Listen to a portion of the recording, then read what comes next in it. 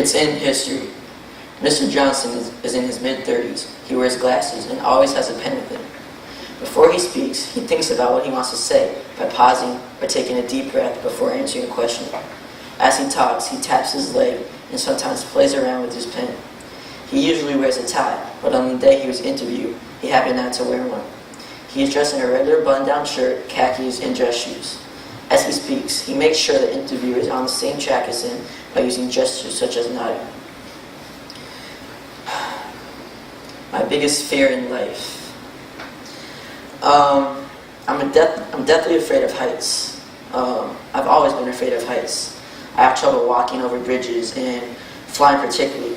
I hate flying because I'm afraid of heights and crashing into something, and I have motion sickness also.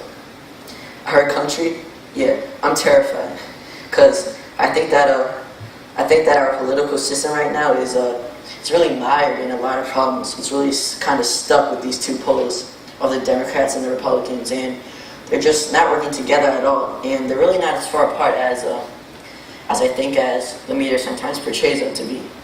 But they seem just very deadlocked in their places. Whereas if we started to deal with things as concerning healthcare and concerning debt now, if we started to address concerns related to the environment and global warming, which is going to affect everyone in the world eventually at some point, if we don't start to handle these things now, there's going to be major disasters.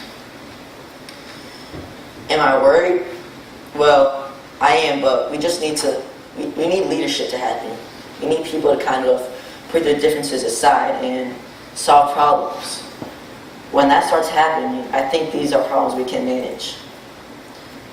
I think that people in the media now and people that are alive at this moment, and it's like, there's all these crazy, awful things that people say are going on. But if you know history and you study history, you realize that people have been overcoming problems like the problems we have now, or even bigger problems, for as long as people have been around. So it's kind of in history that I feel most confident that we can overcome our problems. Everyday fears. You know what I worry about sometimes? I had a cat named Toby. Before the cat I had now, Atticus. And Toby died suddenly at like 2 years old, which is like very young for a cat. It was just like, it was awful. The cat was just dead in the kitchen.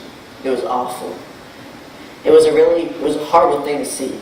So every once in a while I get worried that when I come home, that the cat's not going to be okay. I worry about that education in this country, I guess, in general. My students, no, I don't have any. Personally, no. I feel like my students, I do the best I can to make sure my students are prepared to go out in the world and be successful. But overall, the state of education in this country it's kind of falling apart, and I don't talk about that one. That's a major thing, is education. It's a way out of trouble for a lot of people in this country.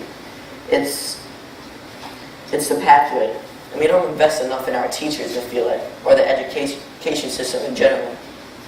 And because of that, that's a concern for me.